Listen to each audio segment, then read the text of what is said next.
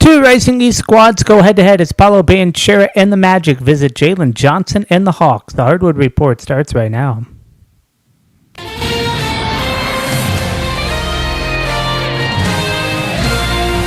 And greetings from our Temecula studios. Welcome to the Hardwood Report. I'm Ryder Bullock.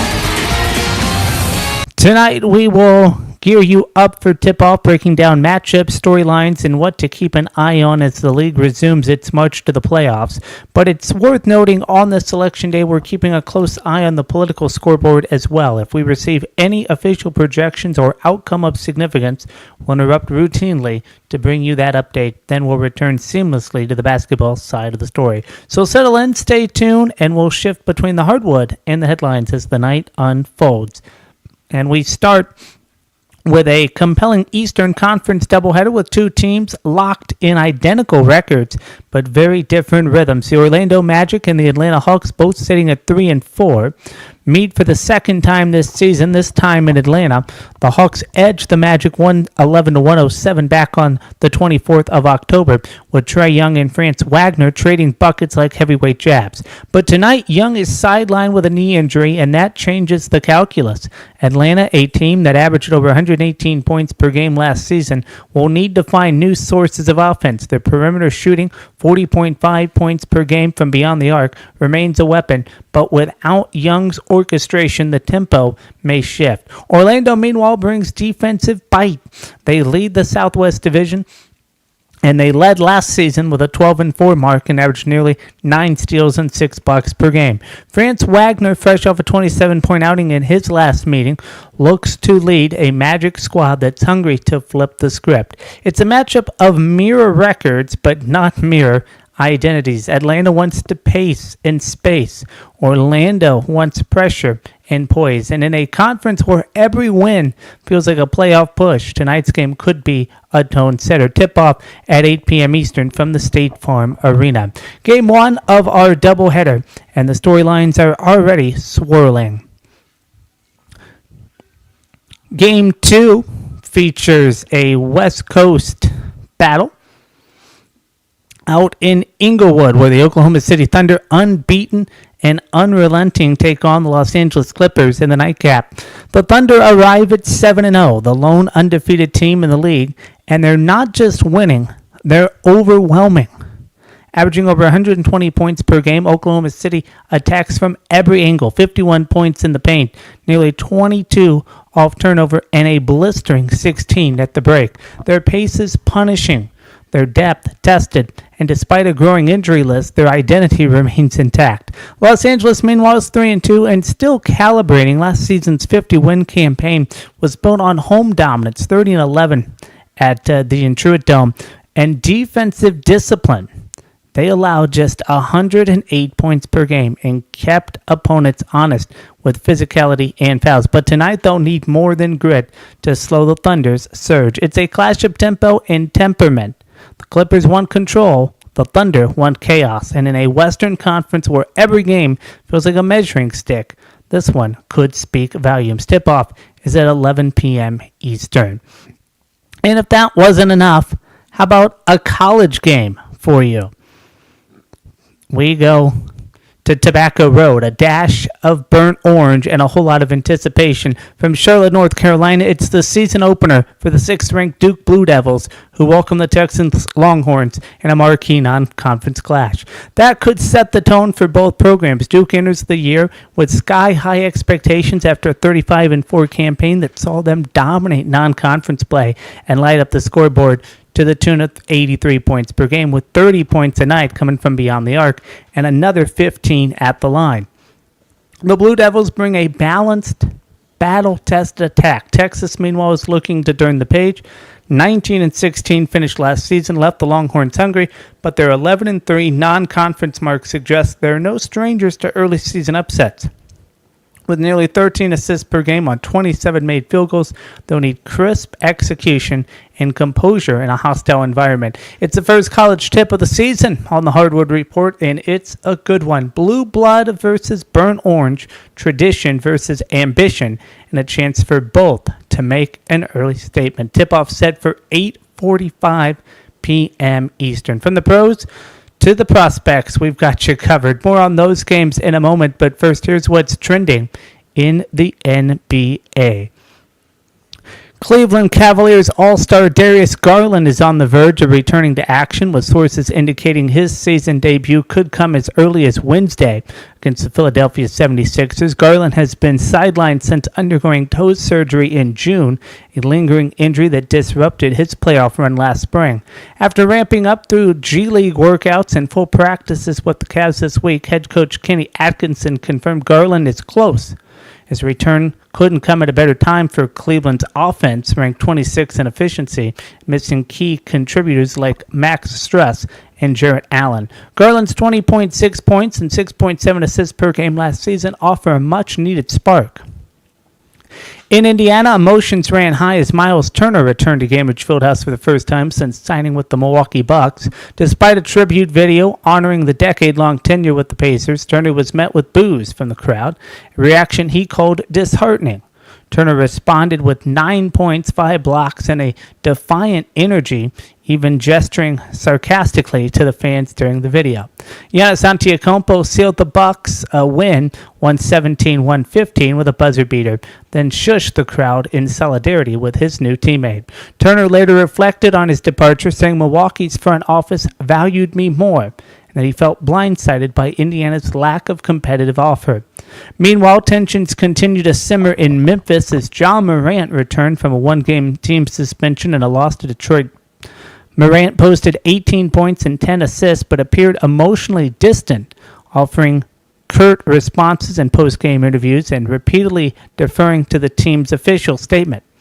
When asked if he still finds joy in playing, Morant replied simply, no. His demeanor follows a disengaged performance against the Lakers and raises questions about his relationship with the Grizzlies' leadership. Though he suited up and played, Morant's body language and tone suggest deeper friction that may linger beyond this week's headlines. That's what's trending here in the NBA. And let's get to this college basketball game that I really find interesting because of Cameron Boozer. Okay, hype machine, right? And you got Duke, number 6 in the country, opening the season tonight against Texas. And the headline, the whole story, the whole thing right now is Cameron Boozer. And let me tell you, the kid's not just good, he's scary good. Now listen, I don't get caught up in exhibition numbers. I don't. But when a freshman drops 28.5 points, 17.5 boards, and 5 assists and 2 tune-ups, including one against Tennessee. That's not hype. That's production. That's dominance. That's a kid who's not waiting to figure it out. He's already figured it out. And you like people, and you talk to people who've been around him, like Andrew Moore and his high school coach. They're not surprised.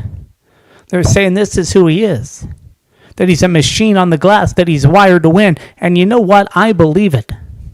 Because you don't win 4 state titles, 2 Gatorade National Players of the Year, and a Chipotle Nationals crown by accident.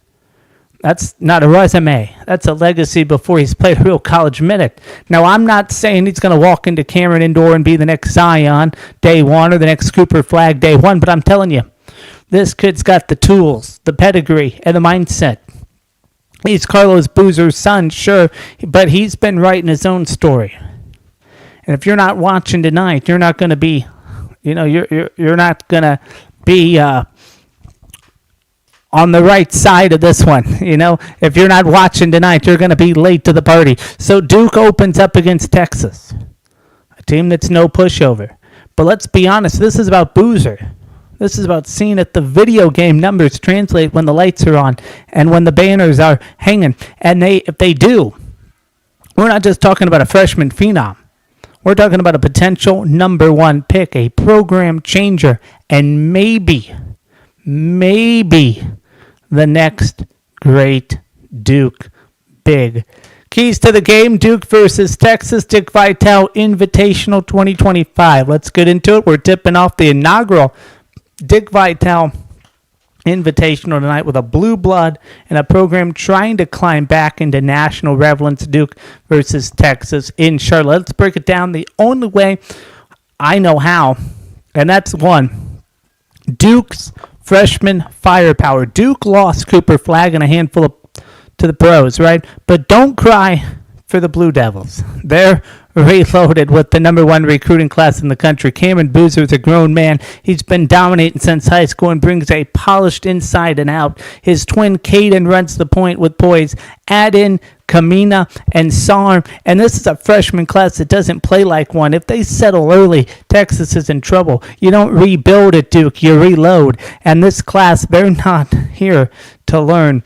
They're here to win. Key number 2, Texas needs to win the glass.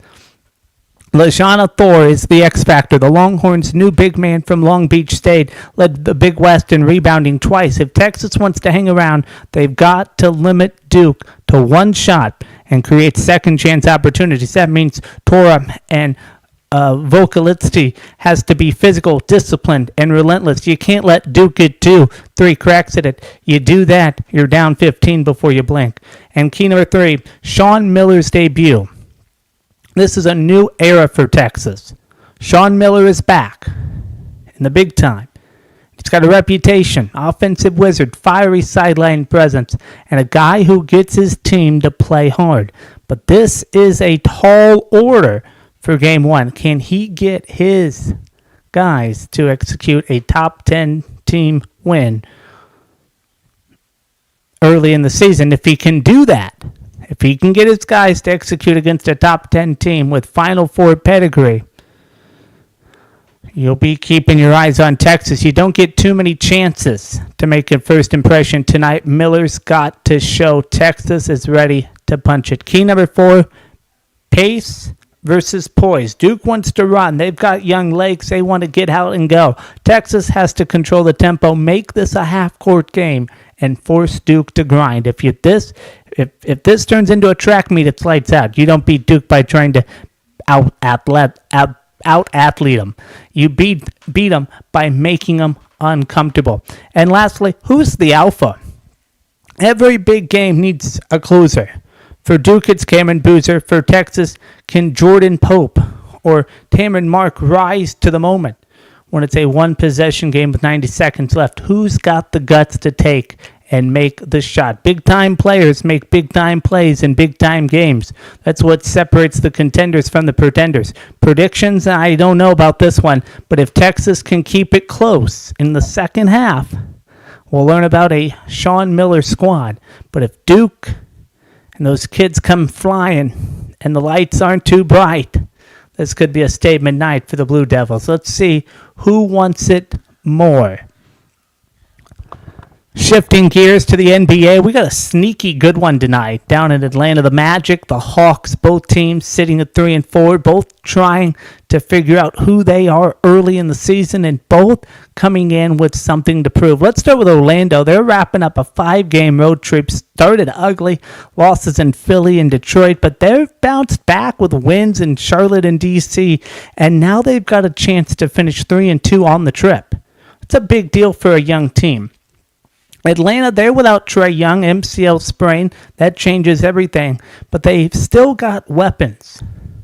Jalen Johnson has stepped up in a big way. He's been terrific, 22.5 points, 13 boards, 6.5 assists over the last 2. He's doing everything. This is one of those early season games. It doesn't scream marquee, but it's got juice. It's got storylines. It's got 2 teams that are going to get after it. Here's my X's and O's. Orlando's identity. Defense first.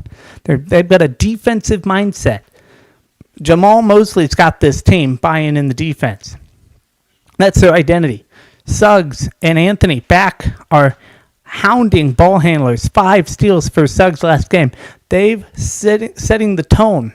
The defense fuels the offense. When they got stops, they run it. They're not playing fast for the sake of it. They're playing fast for off turnovers and rebounds. This ain't showtime. This is pressure, stops, and the sprinting the other way. That's Orlando's formula. Atlanta without Trae, look, it's different. It's funny, but it's the same fight. No Trae means more ball movement, more offensive plays. And Jalen Johnson is initiating. He's been a point forward, and they're running sets through him at the elbow, letting him read and react. Bogdanovich and Murray have to shoot well. They need spacing, and they need to keep the ball moving. Without Trey, it's not iso ball. It's motion, it's cuts, it's reads, and Johnson's the hub. Matchup to watch, Banchero versus Johnson. Two young forwards, both playing with confidence. Banchero's been a playmaker lately, 23 points in his last game, but also facilitating. Johnson's doing it all. Whatever and whoever wins this matchup might swing the game. This ain't just about stakes. It's about who controls the tempo, who makes the right reads, who leads. Keys to the game, number one, Orlando's defensive pressure. Suggs and Black have to disrupt Atlanta's guards. No Trey means more responsibility for Murray. Make him uncomfortable. Number two, Atlanta's ball movement. Can they generate good looks without their star? Johnson has to be the engine. If he's passive, they're in trouble. Key three, bench production. Cole Anthony, Joe Ingles, and Isaac for Orlando. Bay, Okawu, and Patty Mills for Atlanta. One of these benches is going to swing a quarter. Number four, Banchero's decision-making. He's the best player on the floor tonight. If he plays under control, finds shooters, and picks his spots, Orlando's in great shape. Key five, I'm done. Emotional edge. Orlando wants revenge. They lost to this team at home 2 weeks ago. Atlanta's trying to prove they can win without their star. This one's going to come down to who imposes their will, who dictates the team. That's what wins in November. Time now for tonight's pick and play. The line is tight. Magic are slightly road favorites, about 1.5, depending on where you shop. Totals around 221.5. That tells you it's a coin flip. Orlando's trending up. They found something defensively. Atlanta's figuring it out without Trey, but they're not there yet. So I like the Magic's cohesion, I like their edge, and I like the matchup. Tonight's play, Magic 1.5. I'll lay the short number. I think Orlando finishes the trip strong. They've got the better defense, the better rhythm, and the best player on the floor in Banchero. That's enough for me, and that will do it for me. I will see you at halftime.